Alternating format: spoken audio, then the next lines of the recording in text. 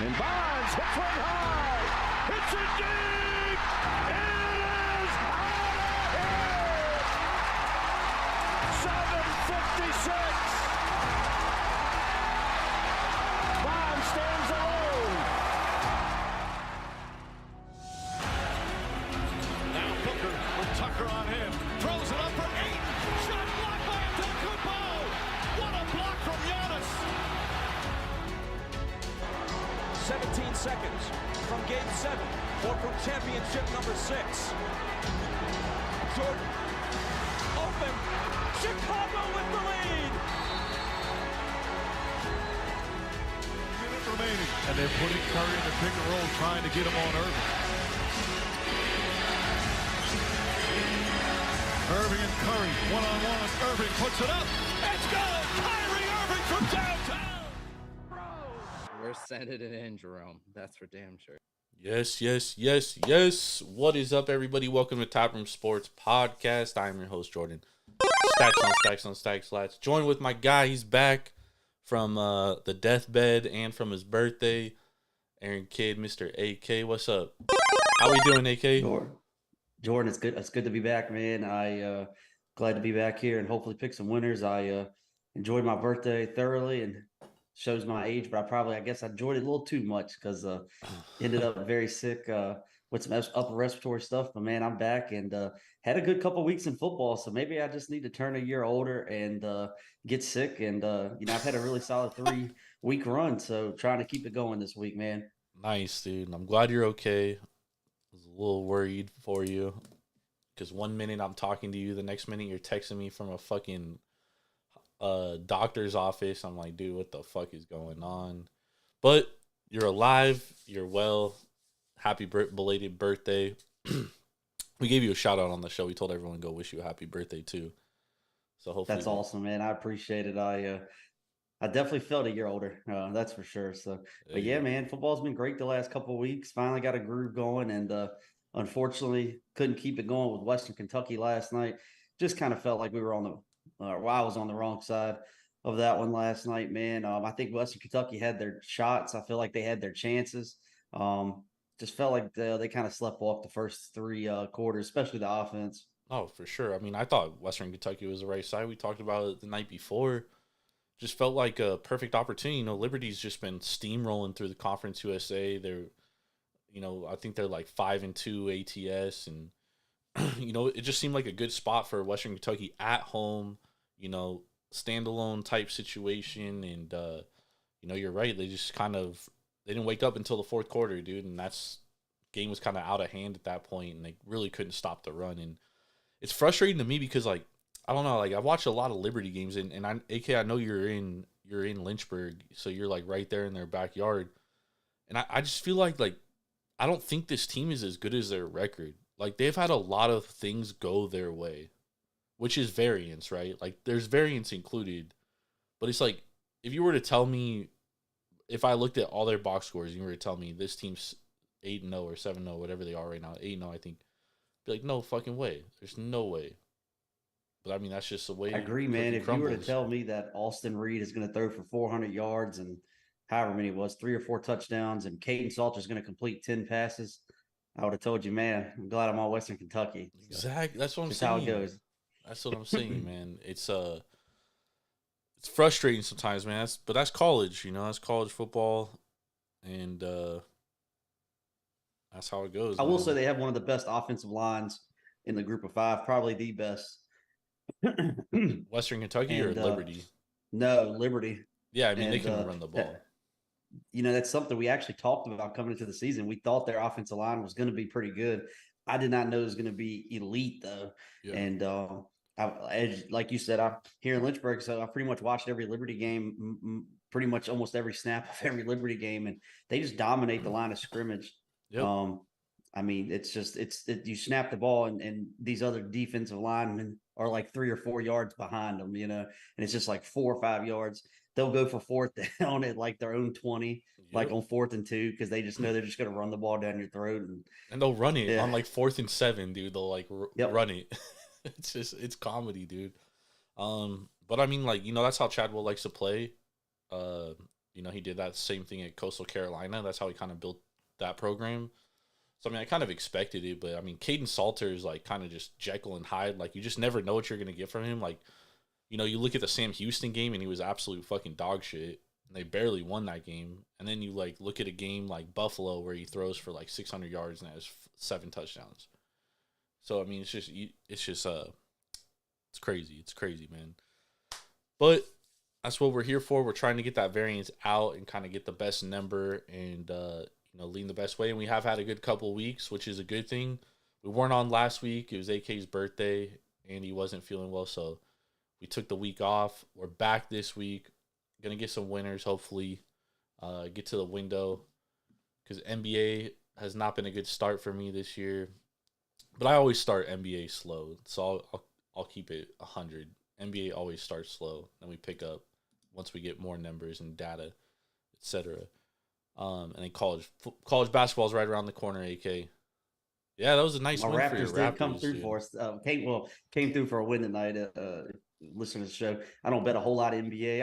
I kind of dabble in the playoffs and tailing some sharp guys and just like yourself. But I am a big fan of the NBA, and I'm actually a huge Toronto Raptors fan, one of probably 3 in the state of Virginia.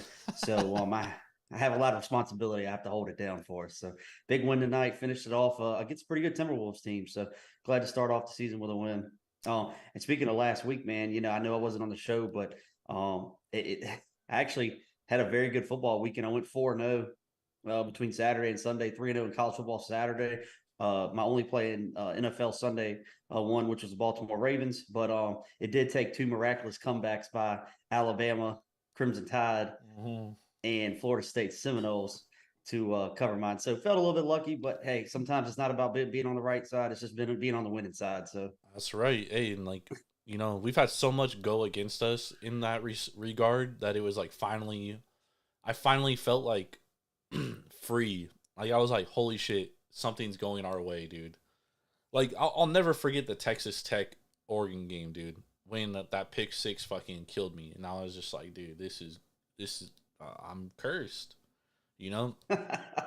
They just like those things never go my way, dude. I'm always on the opposite side of that. So the fact that like that Alabama and Florida State game kind of like went our way, dude, I was really happy. Really Toledo, because Miami had their chances there at the end too. Well, then Gabbert got hurt, which kind of helped. Right, and Toledo's defense held strong for us, but Toledo didn't score a point in the second half of that game. Kind of like how it went for us in the other 2 games. It kind of went against us in that game. Luckily, their defense held on for us. So. Yep. So sometimes better be lucky than good. It's 100% right. Sometimes all that matters at the end of the game is the final score. That's right. That's 100%. That's 100% true. And I always tell a lot of people, like new bettors and stuff, sometimes you win a bet and you're on the wrong side, and sometimes you lose a bet and you're on the right side. And you kind of have to factor that in. And because if you don't, then you're going to move forward and you're going to be like, you're just going to think that your handicap was hella good. And I'm not saying our handicap on Alabama or Florida State was wrong, but like we definitely had to have some things go our way to cover that bet. So I'll double down on what you just said. I think we were right about Alabama. I think Alabama was the right side, though. Yeah. I think Alabama was the right side. I will say I don't think Florida State was the right side. Riley Leonard getting hurt, obviously. Helped us. Absolutely helped. Yeah. But I still think Alabama was the right side. So I'd argue that with anybody. But I do agree. I don't think Florida State was. I do agree. 100% agree. Before we hop into, and actually that'll sorry, Jordan, but that'll kind of go into what we're going to talk about later on in the show in one of the games. So yes, for sure. Before we hop into these games, though, we got to talk World Series because the CS has just ended. We haven't been on it since 2 weeks. I don't even think we've talked about the ALNLCS. So obviously, anybody that listens to the show knows we're both kind of high on Diamondbacks coming in. I'm absolutely shocked that they're in the World Series. I'm not gonna lie. I'm even shocked the Rangers are in the World Series. Like, this is 2 teams that really stumbled into the playoffs, dude. They both had a shitty last month of the season. And that's usually the opposite of what happens in the playoffs, right? It's usually the hotter teams kind of come into the playoffs and keep it going. These 2 teams literally stumbled, walked backwards into the playoffs, and then just turned it up. And another funny thing I saw, AK, the last I think it was like 14 teams that beat the Brewers in the playoffs won the World Series. Yeah, I think it's 13 or 14. Yeah, the It's teams going that back have to beat the the Brewers 80s. and yeah. That's So crazy. if you're in the NLC, NL, you want to play the Brewers in the first round. So there you go. Yeah. But to your point, man, I mean, we would have had some Diamondbacks, plus 12,000 tickets if we thought the Diamondbacks would go in the World Series. Anybody follows the show, my biggest season win total bet by far was the Diamondbacks over. I think I had 74.5. I think I had 75.5. And I think I even had some 76.5. If I'm being completely honest. Like every time they would move the number, just kept banging it. And so I was really high on the Diamondbacks coming into the season, but I was just high on them being a 500 team, right? Yeah. I wasn't high on them being a World Series contender. So, hey, man, shout out to them. I love that team. I've kind of been rooting for them this year, just based on the season win total, and they just kind of made me a fan of the team. But I tweeted this out and put this on Facebook last night. But the Seawald and the Moreno trades of the last year and a half probably will go down of two of the better ones of recent history to get them in the World Series right away. Even like Kevin Ginkel, like dude was trash in the beginning of the year, and then he like turns it up, and it's a funny season for the Diamondbacks because they just had like such peaks and valleys in their season, which obviously baseball is a long season, right? But like they had like super peaks and valleys, like they were on top of the NL West in June, and then in August they weren't even going to make the playoffs. They went 7-23 over a 31 game stretch, and here they are in the World Series, man. And like they legitimately have a shot to win it. Obviously, they're one of two teams left, and then for the Rangers on the flip side, like the Rangers were like unbeatable for like 4 months in the season, and then we kept saying the regression's coming, and it came and it hit like fucking ton of bricks in August, and then August and September they looked like shit, and it really came down to the last week of the season. If you honestly look back, if Seiya Suzuki catches that pop fly against Atlanta, Diamondbacks probably aren't in the playoffs right now. That one pop fly in the last week of the season, right? Yeah, and if the Mariners don't blow it against the Astros there at the end of the season, the Mariners make the playoffs over the Rangers. Yep. And here we are, and both these teams are in the World Series. So my question to you, I know everyone, all they want to hear is, who do you think wins the World Series? Jordan, I haven't played anything yet, full transparency. But you and I were texting about this last night, and me and a couple other good friends of mine were texting about it. And man, it's hard not to take the Diamondbacks. When you talk about riding teams and the peaks and the valleys, man, they're on a high right now. And the thing is, the Diamondbacks have played well all season. If they would have figured out their bullpen earlier on in the season, they probably would have been a 90 to 95 win team. They just couldn't figure out the bullpen. And I mean, it was like happening every night where they were going in like the 8th to 9th inning, up 3 runs, 4 runs, and just getting whacked. Yep. So figuring out Ginkel, picking up Thompson from the Rays, that was a freaking genius pickup off of waivers. And the Seawald trade, like I said, that might go down as one of the better trades that I can remember recent history, as far as becoming instant success. It's hard pressed not to take the Diamondbacks, man. They're pitching. Brandon Pfaadt, who would have thought, right? He's come on as the third guy, and I'd even argue he's pitched as good as Kelly. Yeah. Maybe as good as Gallen. If we're being honest. So to have their pitching finally figured out 1 through 3, their bullpen has been freaking lights out, stone cold bricks. And I still have concerns about the Rangers bullpen too with Chapman, and then I still feel like they got 1 or 2 to blow in them still. So man, it's hard pressed not to take the Diamondbacks at the value. I've seen it as high as like plus 150 right now. Yeah, I agree 100%.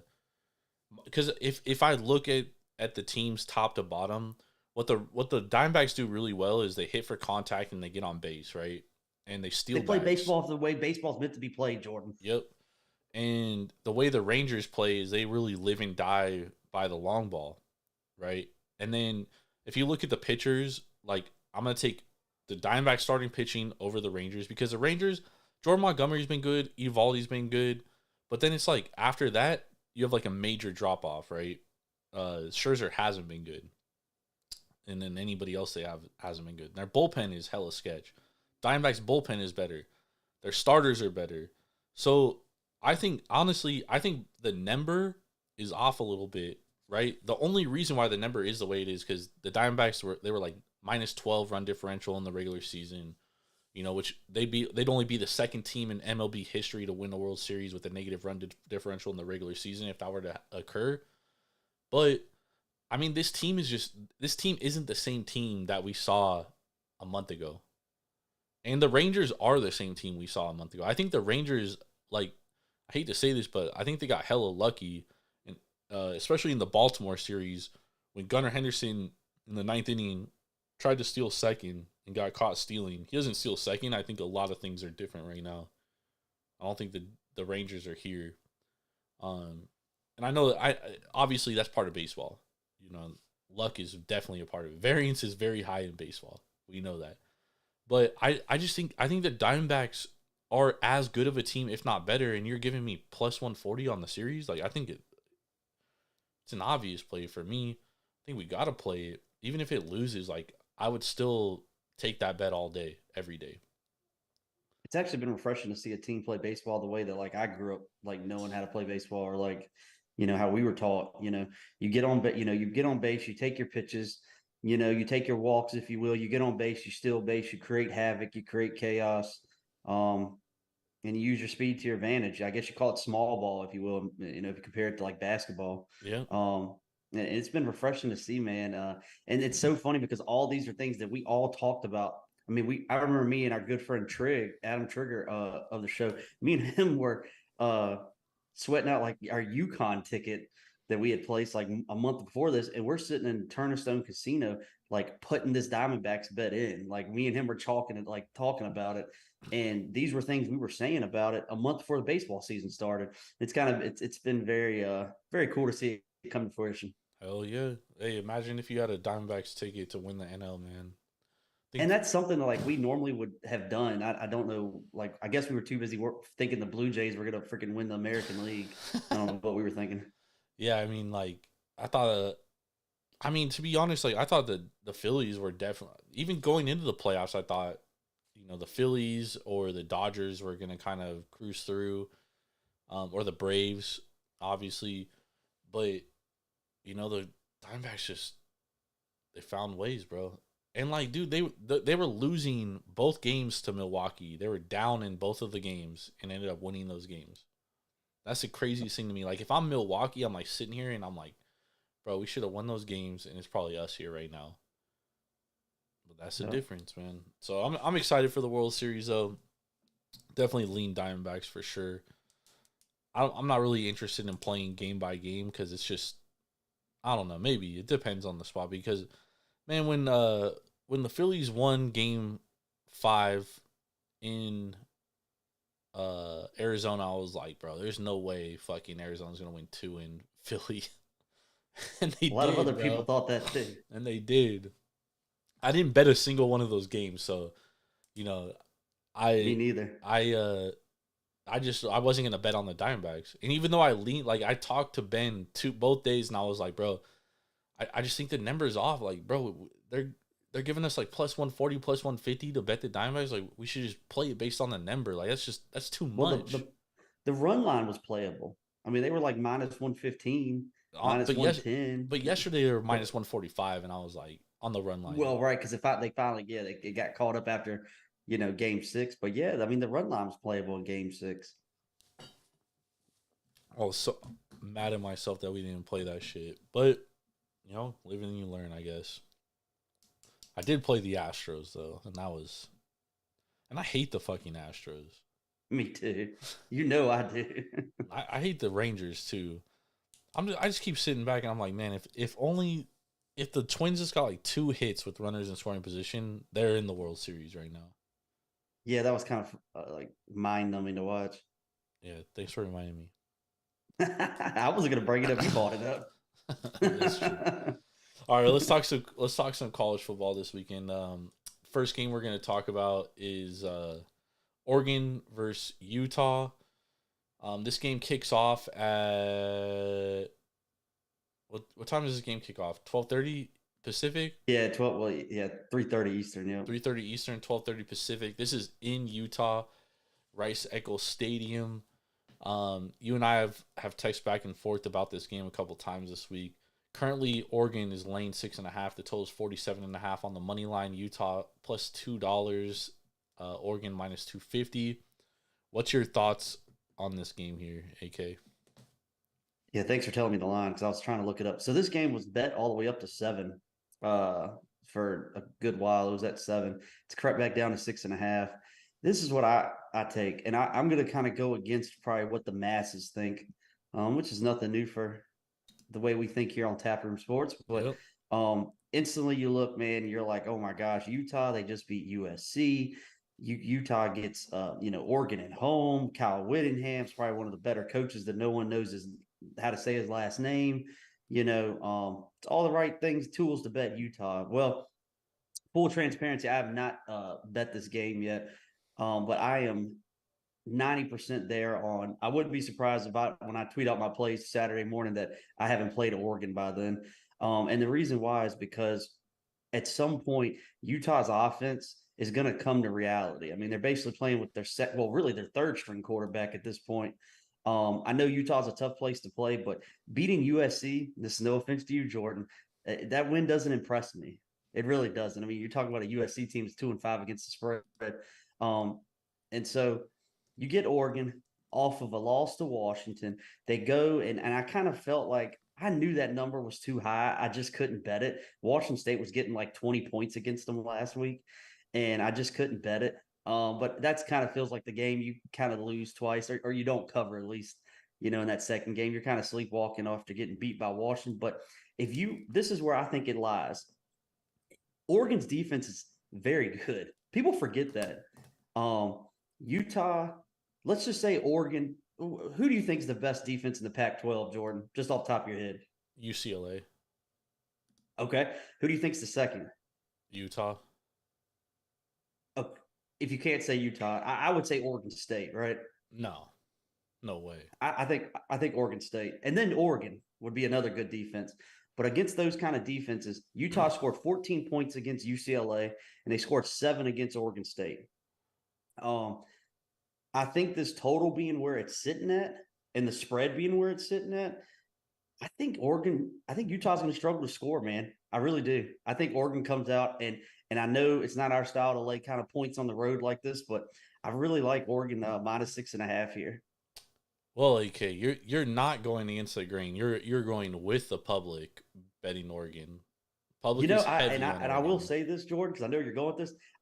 I have stopped basing my handicap, if you will. You should never base it off the public plays and whatnot. I used to think that I always, I didn't like being on the same side, but it doesn't bother me like it used to. I'll say that.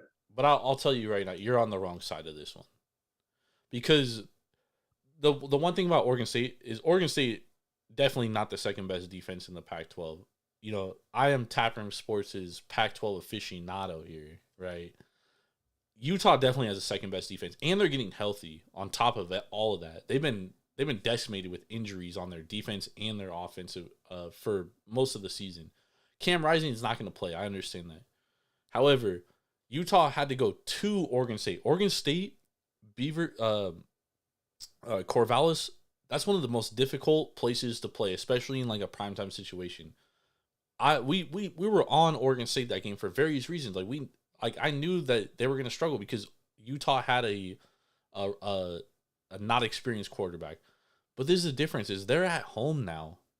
They're at home and their defense is going to be ready to play. This game reminds me so much of 2 years ago, bro. And we talked about this. When Oregon was 10-point favorites, they go into Utah, a standalone game, primetime, and Utah just fucking beat the brakes off of Oregon, dude. Like, it wasn't even fucking close. And I know that was Mario Cristobal, that was the coach there. But that was the same year they beat Ohio State at Ohio State. Like, Utah is just, it's a different place, bro. It is unlike anything. It's different, bro. It's very different. And, like, I thought Oregon should have beat Washington. Like, I definitely think Oregon is the best team in the Pac-12. I admit that. Like, they are the best team in the Pac-12 in my opinion. And this is a USC fan here. USC is probably the 5th best team in the Pac-12. If I'm keeping it a buck. It goes Oregon, Washington, Oregon State, Utah, then USC. 5th best team. But I just think this is too many points. Like, this should be more like a field goal type game. Oregon might win, but this is going to be a much closer game than people are anticipating, than the public's anticipating. This is going to be a very close game. I haven't got to the window. I should have got there with the 7. I like that 7. 6.5, I'm kind of more of a stay away. But I am here to give you trepidation that saying, you know, don't just lay the points going into Utah, dude. Especially that many. It's a very difficult place to play. Very difficult. And this Utah defense is great, by the way. This is a great Utah defense. Don't get it twisted. They got like 6 NFL players on this defense. And Oregon's defense is good too, AK. Oh yeah, no, for sure. I mean, like, I guess the way I look at it, if you give me that Utah's defense maybe has the edge over Oregon's defense, and I think it's closer than maybe what most, really think. And Kyle Whittingham is a great coach, man. I understand that. I just think this Oregon team kind of slept walk last week. And I feel like if they come out and just blast Washington State last week, this number would be 9.5. I really think that. See, but like, I don't think they necessarily slept walk last week, because this is the reason why. They were coming off that loss against Washington, and they're at home. Now, if they beat Washington, and then I could hear the excuse for like sleepwalking. But Washington State's no slouch, right? And same thing for I know what you're saying. They came off getting throttled, the week before. So yeah. I get it, but just think Bo Nix lights him up. Man, Bo Nix hasn't played good in big games though. That also concerns me. You know, I mean, you're talking about a kid that's thrown 19 touchdowns, gets 1 pick all season. I'll take that. Yeah, but I mean, like, he was good against Washington, but he wasn't great. I don't think he was great, but I think he was good. If he was as good as Penix, they probably blow Washington out. Yeah, and I do agree with some coaching errors in that Oregon Washington game, but that's another. That's time. the other thing, dude. Is like, how can you trust Dan Lanning? You know, he might make a mistake or two, given the coaching situation where he should kick a field goal. He's going to go for it and not get it on 4th down and 2 because the Utah defense is that good. That's the other thing that concerns me. Is like, the Utah definitely has a coaching advantage with Kyle Whittingham. He's definitely. Oh yeah, no, like I said, I'll give you that. I don't know, man. Like I said, I haven't played this game. I don't know if I will, but I definitely. It's either, for me, it's Utah or nothing. There's no way I'm playing Oregon in this spot. And you might be right. Oregon might win. Oregon might cover. But I'll be happy not playing this and Oregon covering. You know what I mean? Like, that's tough for me. It's tough. And you're right, dude. Oregon's defense is much improved from last year. Last year, they were one of the worst pass defenses in the country. Yep. Like, one of the worst. This year, they're much better. I can't get there with Oregon on the road at Utah. Because I bet them against Utah 2 years ago, and I got fucking absolutely destroyed because Utah won outright. So that's that. All right, let's move on to Kansas versus Oklahoma. This is a very interesting line. Oklahoma comes into this game undefeated, 7-0, 6-1 against the spread, and they're laying 10 points on the road against Kansas. Total 65.5.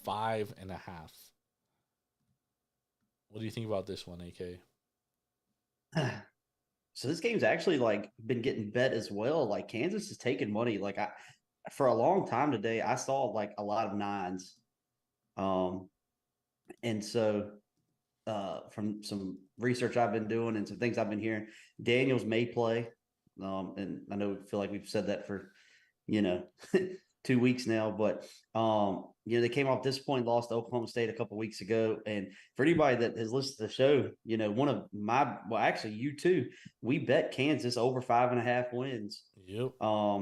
And so I was high on this Kansas team coming into the season, and this is a spot where I haven't hopped on Kansas this game because I feel like I've got a pretty good beat on this Kansas team. And I feel like it's getting bet because a lot of people think Daniel's going to play. Oklahoma had a terrible showing against UCF, last week, in a game they probably should have lost. Actually, they should have. So I think people are just kind of waiting to, want to fade Oklahoma coming off of that. But I'm not ready to jump in front of Oklahoma or Kansas right now in the situation. So if you made me play a side, I guess it would be Kansas, but I really not looking to play a side here. But I promise you, I will be rooting for Kansas to cash our over 5.5 wins for us. Yeah, I'm kind of with you, dude. I don't know about a side here. I do lean Kansas. I am getting. I'll probably end up playing Kansas. I'm gonna be straight up with you. I just think. Hey, go Jayhawks! I think that this spot just screams Kansas, and there's a lot of Oklahoma money coming in because of the fact that they barely covered last week. I think a lot of the public is coming in and saying okay, they didn't cover last week, they're going to cover this week. Oklahoma's taking 47% of the money, 47% of the tickets, only 17% of the money, according to pregame.com. Which I don't know. I'm seeing similar numbers. So the betting splits are pretty even, which is probably why the line hasn't really fluctuated all that much. And there probably is only $300,000 that's been placed on this game. Yep. The handle's it's probably not that high yet. But that Oklahoma team, you're right, dude, they should have lost last week. They should have. I watched every second of that game, man, and didn't have a penny on it, but one of my good friends unfortunately had the over huge in it, and that first half was kind of hard. It's kind of tough to watch, actually. Yeah. And also, Oklahoma, they covered against SMU. They probably shouldn't have covered against that game. It took 2 turnovers in the SMU territory for them to cover that game. I don't know. I think Oklahoma's a great team. And they're probably going to make the college football playoff, depending on how the Big 12 championship shakes out. But I think this could be a spot for Kansas. I think Jalen Daniels is going to play in this game, which is a good thing for Kansas. And Lance Leopold, I'm going to be straight up with you. He's the better coach in this game over Brent Venables. So I agree with that. I lean. Where's College Game Day this week for ESPN? Is it in Kansas or is it in? Where are they going? Gosh, I actually don't know the answer to that, Jordan. Neither do I, which fucking concerns me. It's got to be this game or it's got to be fucking it's either this game or Oregon Utah. Yeah, I think it's Oregon Utah. They should be going to UNLV Fresno State. That's where they should be going. Yeah, definitely. You could make a poster, Jordan, and go be on there. It's funny because my boss is a Fresno State alum. Okay. And I'm obviously San Jose State, so we give each other shit all the time. But that's interesting to me too because how often is if game day is in Kansas, how often has game day been in Kansas? Probably never for football. Maybe 08, that 1 year when Aqib Talib was on the team. Might be the only year ever. Yep. You know what I mean? So I think it could add a extra home field advantage type element. And remember, Kansas knocked off Texas a couple years ago in Kansas. And Oklahoma has been allowing over 150 yards rushing a game against them. And what does Kansas do very well? Run the ball. Yep. So I'm definitely leaning Kansas here. I want a little bit more information on Jalen Daniels though before I actually. Me too. My only concern about that is the second Jalen Daniels gets, if he's in, this line's gonna drop to 8. Yeah. So it might be better just to play a little on the 10 and then play a little bit more on the 8. Man, I'd love to cash our season win total by beating Oklahoma. That would be fucking awesome. That would be huge. That would be absolutely huge. Oh my god, could you imagine that? I mean, you can't count them out, dude. Like I said, they beat Texas 2 years ago. Nobody gave them a chance in that game. No, and here's the thing, man. Even if Daniels doesn't play, like Jason Bean is more than serviceable. I mean, we saw it last year with him. Yeah. We've seen it this year. Yeah, okay, yeah, I'll give it to you. He threw two totally awful interceptions against Oklahoma State that pretty much cost them the game. But is Jalen Daniels an upgrade over Jason Bean? Yes, 1,000%. No one's going to debate that. But I don't hate Jason Bean. Yeah, I don't think it's like a 3-point downgrade. No, we're not. We're not going from primetime Brett Favre to Ty Detmer. Oh shit, that's a throwback right there. Ty Detmer. BYU. Been playing legend, Immaculate dude. Grid, man. It's got my brain going from the 90s. Oh, I love Immaculate Grid, man. Yeah, you got me on it. So We got to start. We got to start doing a segment of Immaculate Grid and just building an Immaculate Grid during the show. yeah, I finally got my first one in in 2 digits, pops up Immaculate, and I got like a 90 something the other day, and I was like, okay, I'm getting there. I'm telling you, whenever the A's are on there, dude, I just be finding the most. I know the most random motherfuckers. Same way with me in Washington. I got like .04 the other day. Yep. With like the Washington's like 4th string receiver on their 80. Well, actually, they won 2 Super Bowls, 88 and 91, and he was on both teams. Ricky Sanders and then I got like .04. I think I texted you, but you had to do Colts Super Bowl winner, and I picked Jim Sorgi. Yep. People forget he was Peyton's backup that year. So Jim Sorgi, dude. yeah, the year they beat the Bears. So What a fucking name that is. You're playing Immaculate Grid though. Go play it. It's fucking awesome. Yeah, it definitely it's definitely good for your brain. Like it definitely helps you refresh your brain. Like sometimes I'll just be like sometimes answers will come to me like that, and then sometimes I'll like have to sit there and I'll just be like, man, like who played for the Indians or Guardians and the Twins? And I'm like sitting there for like 30 minutes, dude, just thinking of like a name, and then it'll just pop right. I would hate to be the camera on my MacBook right here because I'm just like sitting here like stooped over and I can't think. Yeah. And then it just pops in my head and I can't wait to type it in. So one I got the other day and then we'll move on. But I was struggling with I think it was Vikings and Raiders. And then like it just popped in my head. I was like, oh my God, Dante Culpepper played for the Raiders for like half of a season. So did Randy Moss. Yeah, but see, I knew Randy Moss would be the big answer. Like because you're always going for the rarest answer. Yeah. So I was like, I can't pick Randy Moss. That's probably like the number. It's probably like 60% answer. Yep. And Dante Culpepper was a good answer. I think it was like 3%. And I was like, okay. Damn, only 3%? It was small, yeah. I'm trying to think of who else played for the Vikings and Raiders. Randy Moss, Dante Culpepper for sure. There's got to be some other ones.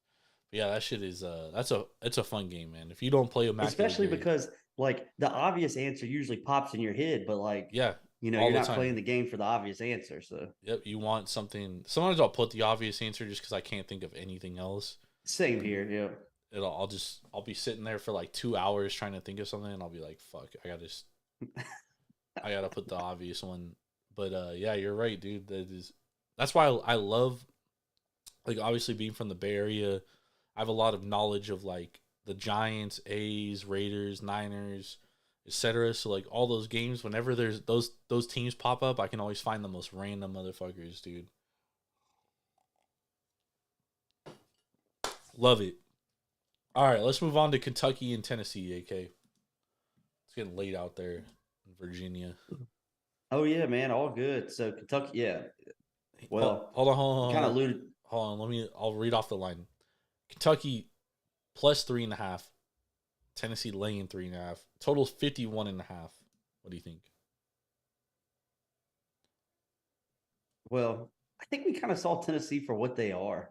Joe Milton has been such a downgrade over Hendon Hooker. And like coming into the season, I was like, I don't think it'll be that much of a drop off, right? Like, Heupel's offense kind of, doesn't plug and play, but kind of plugs and plays quarterbacks, those kind of quarterbacks, athletic, move around. Yeah. And Milton just seemed off. And I mean, I even saw this like I talked about this on this show, like after like week 1 against UVA, like they struggled for 2.5, really 3 quarters against UVA. Joe Milton's just like throwing like 7-yard slants, and he's just like airmailing it like 10 yards over the guy's head. And I know I remember me and you were talking about, I was like, Joe Milton doesn't look impressive at all. Nope. And so you saw last week they came out kind of hot out the gate, but I kind of blame that more on Alabama. They throw the pick in the end zone. That score could have easily been tied at halftime, right? Yeah. Or maybe like Alabama even leading at halftime. So I think that was more Alabama's miscues than Tennessee really doing a lot. They struggled to score in the red zone. We saw that a bunch last week against Alabama. They kind of like to gamble on 4th down, and that hasn't worked for them very well either. When you're looking at trends and things like that, Tennessee, Kentucky, both 4-3 against the spread. But when you talk about the spot, I think that's a game Tennessee, for as flat as they came out after the halftime whistle last week, that's a game you lose twice. Yeah. And Kentucky, I think it's a great spot for them. So if I'm looking to play this game, it's definitely Kentucky or nothing for me. Yeah, if Tennessee covered last week or even won, I'd be much more like on the gun to play Kentucky this week, right? But yep, I do think you're right. I think this is Kentucky or nothing. Like, this is a spot. Kentucky's coming off, getting their bye too. Yeah, and the week before that, they got their fucking blown the fuck out by Mizzou. At home. Mizzou just absolutely dominated. Shout out AC Money. Both AC and I were on Mizzou that game. And I think this spot is all Kentucky. Like, this is a home type game. Leary hasn't looked great the last couple weeks, but I do expect Kentucky to get back to running the football and kind of limiting where Leary's going to have to make plays. And Joe Milton, dude, he hasn't looked very good. Aside from the South Carolina game, like, he hasn't looked good at all. And South Carolina couldn't get any fucking pressure on him. But when you get pressure on Joe Milton, he's just a different quarterback, bro. He gets happy feet. He overthrows receivers. He underthrows receivers, throws them wide, throws them short. It's I think this is only Kentucky, AK, or nothing. Maybe we look at the under. Yeah, I agree. I think Kentucky's had a week to prepare. I guess 2 weeks now to prepare. Coming off the bye, coming off that embarrassing loss against Mizzou. And I just think Tennessee, I think you saw them for what they are in that second half. And it's not the Tennessee, especially offensively, that we've kind of come to know, in the Josh Heupel offense. And that's just a spot, man. You think about this.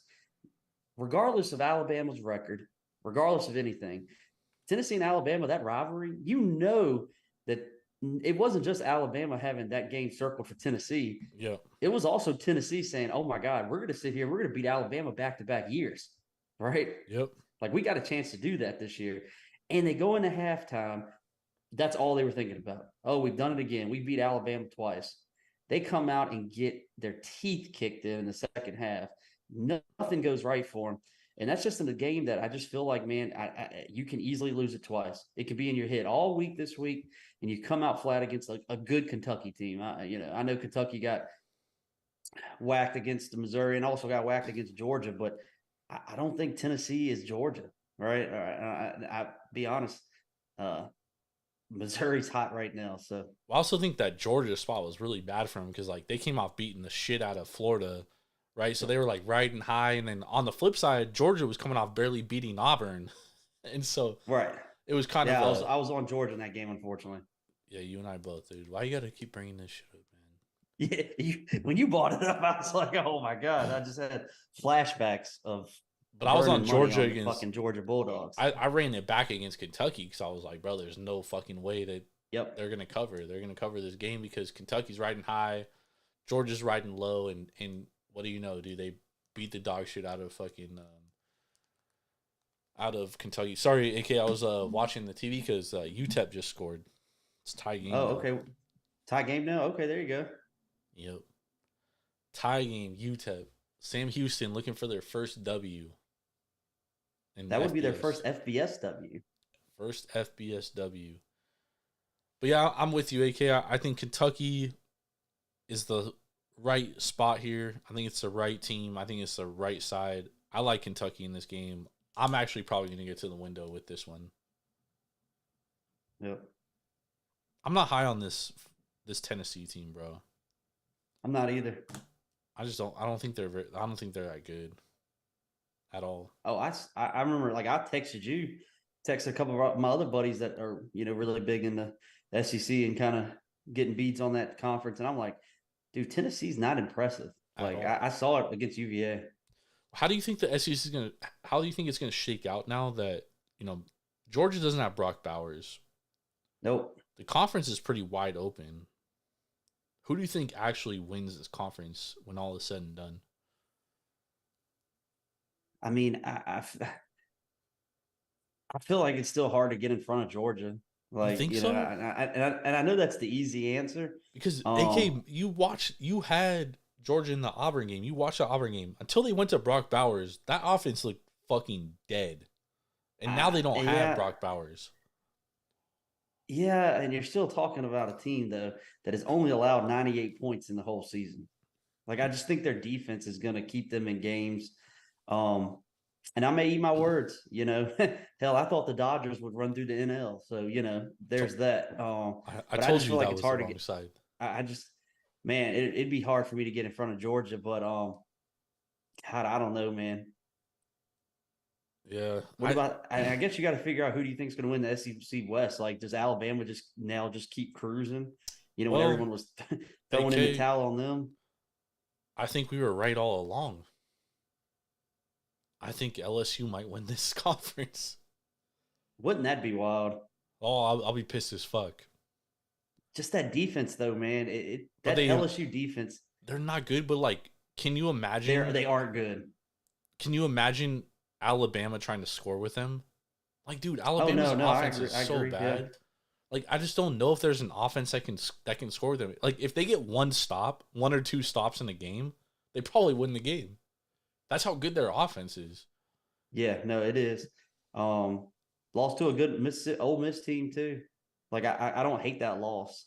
Yeah, and it was such a wild game, dude. Points? Yeah. It was a wild, wild game. I watched every second of that game. Oh, actually, I watched every second to the third quarter until I turned it off at the end of the third quarter because we were out, unfortunately, on South Carolina and Tennessee, and I'd watch that. Like, I'm ready to say South Carolina isn't good. Oh, like, yeah, dude. I think that's been proven. Like, they are not good. That's been proven. That was my worst bet of the year was South Carolina at Tennessee, dude. The only team that's made Tennessee look great is South Carolina. Yep. Like, I'm ready to say, like, that South Carolina team is not good. No, everyone was on them last week too. I don't know why. I was not doing it. Everybody loved it. All, like, some of the sharpest guys I know loved it, and I'm like, ugh. Yeah. I think I'm gonna lay around. Like, that makes me not like automatically like I wouldn't bet Missouri like because of that, but like not in a rush to go back South Carolina at all, dude. I think the market's catching up to Missouri now because Missouri's been getting like favorable numbers, right? But man, South Carolina, that team is bad. AK, like, their offensive line's terrible, their defensive line's terrible, and if you're bad, Rattler's been terrible. Yeah, but I mean, I think a lot of his issues are the offensive line's just so bad. Like, they're the USC of the SEC, and they really. I wouldn't give them that much credit. I mean, they don't have Caleb Williams, but I mean, it's basically the same thing. Like, they have two bad offensive and defensive lines. Like, you just can't beat good teams if you're bad up front. You can't. It's a struggle. And I could go on a rant about Lincoln Riley for the next fucking 2 hours, and it would be entertaining, but... Oh my gosh, your TikTok the other day was incredible about that. I mean, dude, like... You look like you had lost your puppy. I mean, I did, dude. I mean, this is a thing, dude. It's like, I grew up... My grandpa went to USC. My uncle went to USC. My whole family went to USC, right? So I've been a Trojan since I was born, right? Went to Trojan games in Berkeley Coliseum in the early 90s, Stanford, down into the Coliseum, South Bend, Indiana, Notre Dame. I've seen it all, bro. I've seen the bad and I've seen the good. I've seen the great and I've seen the epic, right? I've seen Pete Carroll years. And when USC football is good, they're physical and they dominate the trenches, dude. When Pete Carroll was there, we were the best defensive team in the fucking country. They had Remember? good offensive line too. Lindell White, Reggie Bush, man, they just ran it down people's throats. I know they had good quarterbacks too, but really ran. I mean, they were almost a run first team. I remember that. Absolutely, it starts up front. Yep. And like this USC team with Lincoln Riley and everyone's like, oh well, he took over a 4-8 team and blah blah blah. It's like, yeah, bro, we were in the Pac-12 championship last year. We hit the portal. We had the second best recruiting class out of the portal, and we're worse, dude. We are a worse team than last year. What does that tell you? That tells you that coaching is not good. That's on coaching, bro. Period. And like, even as bad as the defense is, as bad as Alex Grinch has been, bro, Lincoln Riley's in charge of this program. He doubled down on Alex Grinch after the defense cost them the Cotton Bowl last year, right? We're expecting, and he said in January, this defense is going to be better. We're going to be a defensive team next year. Bro, we're far from that. We fucking suck on defense, dude. Our defense fucking is trash. So bad. And then our offense has even regressed on top of all of that. So whose fault is that? You can't blame Alex Grinch for that. And that's why. And I know no one wants to hear this, but there's a little prima donna, there's a little itch from Kayla Williams. Stop You've it. seen it. Stop it. You've seen it. Stop you know it. you've seen it. You all saw it. It's not There's him, prima though. donna. The guy coming out saying that he wants equity in a football team that's never not been true, done ever. dude. That's not true. You can't be a part owner and a player in the NFL. Right. It's against the rules. That's against. Funny story about my local Washington Wizards here, and the reason why I will never be a Washington Wizards fan, and I know you probably know the story, but it's a wild story about what they did to Michael. Michael Jordan? Hmm? What? You know, Michael Jordan had equity in the Wizards. Then he comes back to play for him. Yeah, but he had to sell the team to play for him. Yeah, he had to sell his equity to play for him, and then they wouldn't sell it back to him when he was done.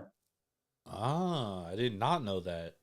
Yep. He never got any type of contract or, contract obligations. He never put it in writing. He took Wizards' own word for it. And when he stopped playing, he went to go buy his equity back and was even going to pay what the team had increased, so much percentage of what the equity had increased, and was going to buy it back for what it's worth now, not what he sold it for. And they wouldn't do it. Interesting. Well, I'll never be a Wizards fan. Yep. True story. Now they have new owners. Yeah, right. Yep. Now they're owned by the Saudis. Yep. But yeah, nope. That's crazy. I never knew that, bro. Yep. I never knew that. Got Michael And Jordan. then that's when he went to the there. Bobcats, went and bought the Bobcats, essentially.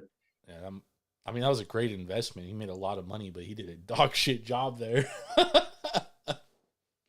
He wasn't a very good talent evaluator, I'll say that. At all, dude. He wasn't a good talent evaluator in Washington either, for what it's worth. No, he wasn't. Kwame Brown, number one. Yep.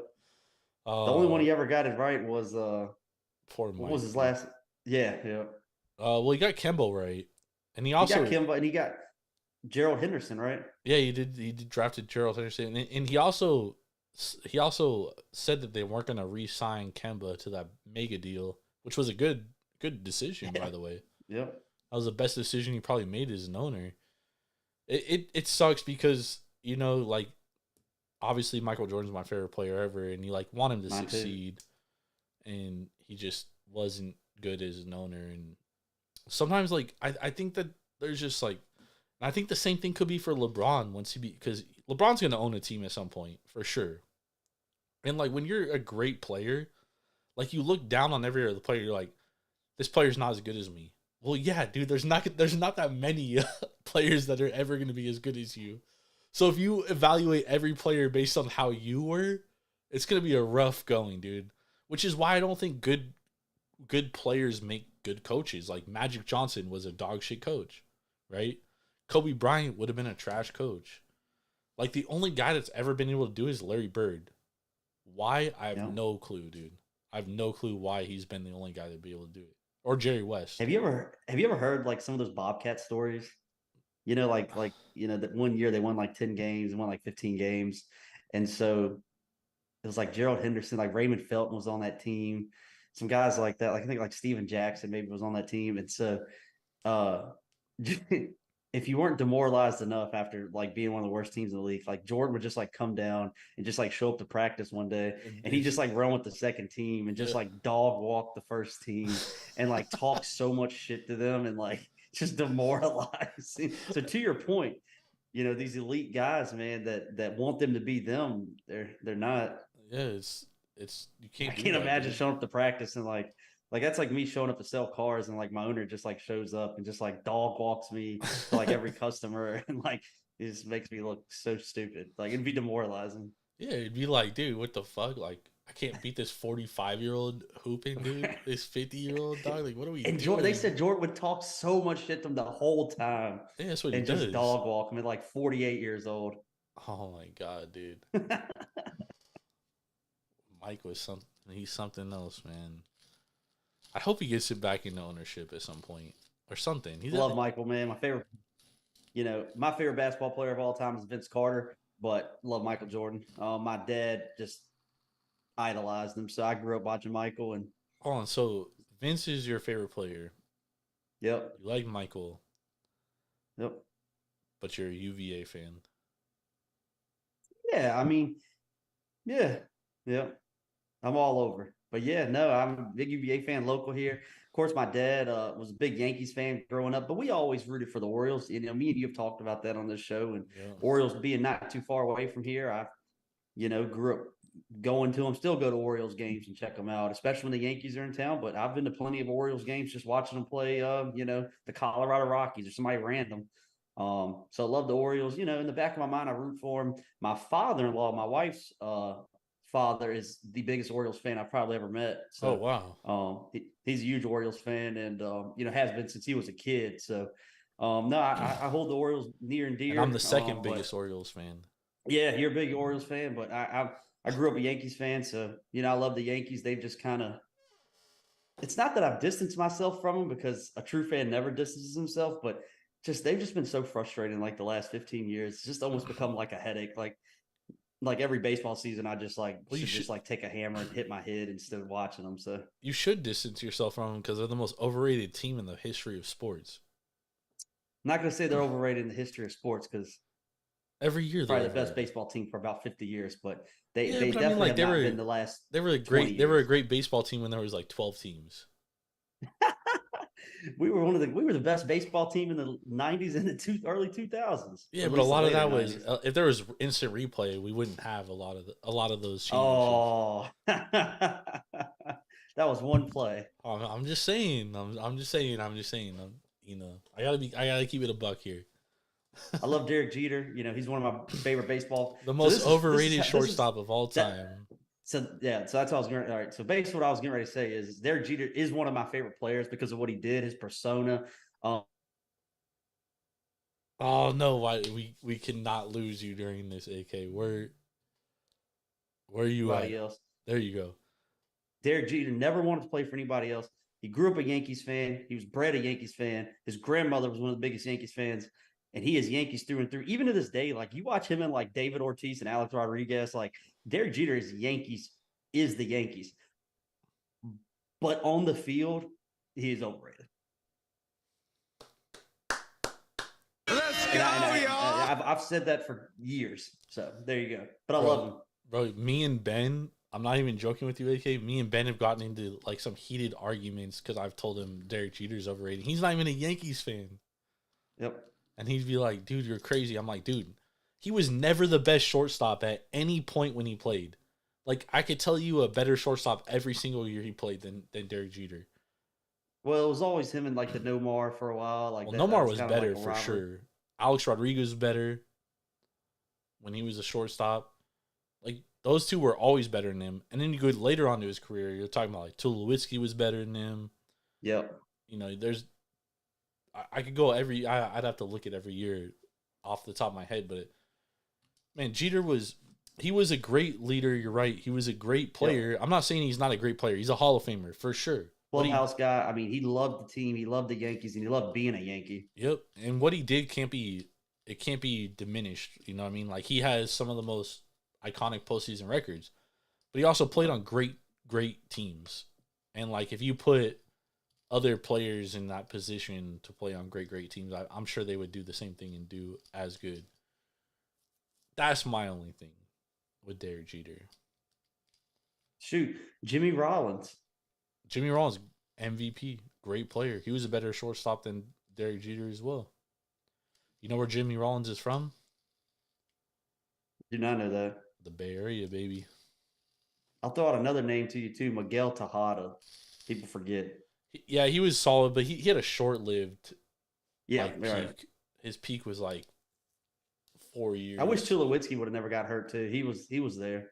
Yeah, Nomar too, right? That 2007 Rockies World Series team that went to the World Series, like Tulo came up that year, and he just changed the trajectory of that team. Obviously, Matt Holliday is a great player as well, but man, Tulo was he was something else. You know where Tulo's from? Bay Area, California, baby. There you go. I wish Tulowitzki would have never got hurt. Well, Nomar got hurt, so yeah, Nomar as well. And that's the other thing about Derek Jeter. I said what I said, but also to do it at the high, whether you say he's the best shortstop of each year, whatever, that's debatable. But to do it at that high of a level as long as he did, it's pretty impressive. Yeah, it's impressive as hell. It's great. Yeah. Like I'm not taking anything away from Derek Jeter. I think Derek Jeter me neither. Is a great player. I love him. One of my favorite players. But I always knew that, this would be talked about later. Like, he wasn't even the best shortstop in 2004. No. In the league, or 2005. Nope. He was never the best shortstop in the league at any point when he played, which is crazy. But I mean, he was great. He was a great player. It's testament to him. You can't knock him for that. He's a Hall of Famer. First ballot Hall of Famer. Yep. He's a shitty fucking media guy though. I'll say that because he's a baseball guy. Like so is A-Rod. You can see it. A-Rod has like a persona though, dude. Like he has this like, I don't know. He just had in Ortiz too. Like they just have like a personality. Like Derek Jeter, he doesn't have a personality, which is crazy. Yep. Like you would think he would, but he doesn't. He's just like so like, bleh. Yep. Baseball. It's like, bro, he's a baseball guy though. Open up, dude. Like be a. But he never did. Like as a Yankees fan, I've listened to Derek Jeter in press conferences for 20 years, and he never did. I mean, I guess even kill maybe, but maybe even to the other side of that, if you will. But that's what makes like good media guys. Like, yeah, gotta have personality. Yeah. Whether it's hoops, baseball, whatever, it's gotta have some kind of personality, or else it's not entertaining. Love Derek Jeter though. Not a knock on him at all. Nope. All right, let's get some best bets, AK. Let's go, y'all. Jordan, I'm gonna go against the grain a little bit here too in a game that I usually don't like doing, but guess it's a trend of this week, so we're gonna keep it going. North Carolina had an epic loss to my Wahoos. First time Wahoos ever beat anybody, a top 10 team on the road ever in Virginia football history. Woo! Huge win for us. And I said it all year. Virginia would win one game because their defense and they would just figure it out. It's a Virginia thing. We've always done it. So there you go. Go Wahoos. I do think North Carolina lost last year to this in the same spot. So I think they may have had it circled a little bit. Maybe they were thinking about it. I don't know. You sleepwalk past Virginia. Virginia sucks. It's easy to do. So I know this number has kind of been bet down a little bit towards Georgia Tech. I just think that's because North Carolina did lose to University of Virginia at home last weekend. But I think Drake May gets right.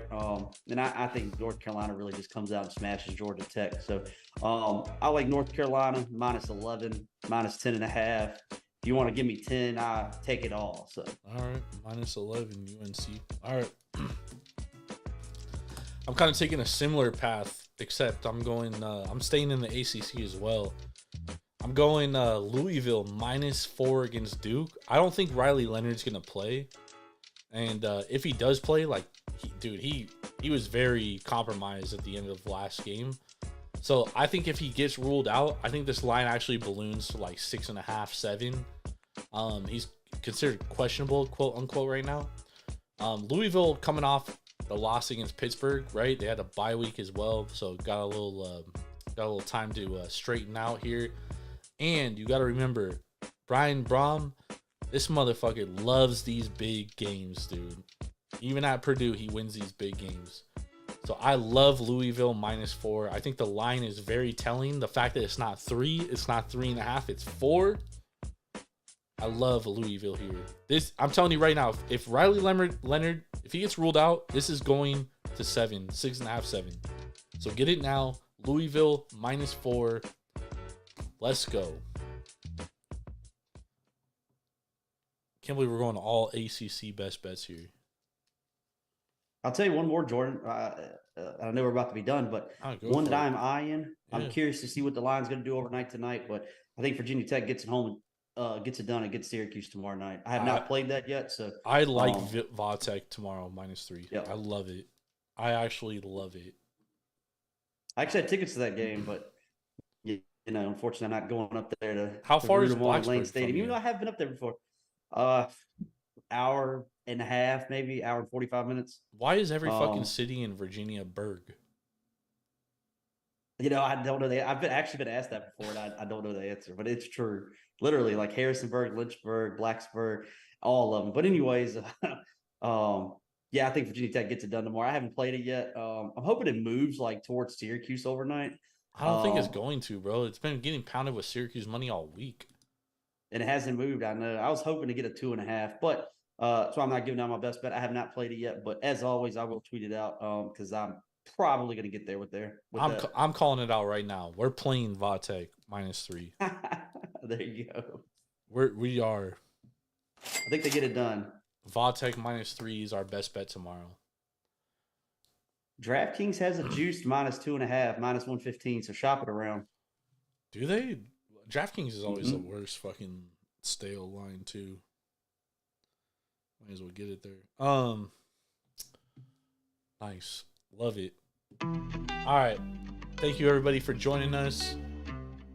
We'll be back. I'll be back on Sunday night. Or actually, I'll be back tomorrow night with Ben. We're gonna do a NFL pod. AK, if you're free, it's gonna be late, but if you're up, you're always welcome to join. That was great. So we'll be back tomorrow night. We're going to do an NFL pod, and then we'll be back Sunday night to recap the NFL week.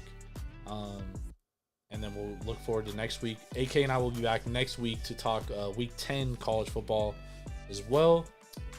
So thank you, everybody, for joining us. Make sure to follow AK on Twitter or X, whatever you want to call it, at AK Sports 90. You can follow myself at Jordan Rules TSP. Follow the podcast at taproom_sports. Instagram at Taproom Sports Podcast. Go download Sharps app, SHARPZ. Use the promo code JORD517. It's free to sign up. Track your bets. Become a better. We really appreciate y'all for hanging out with us.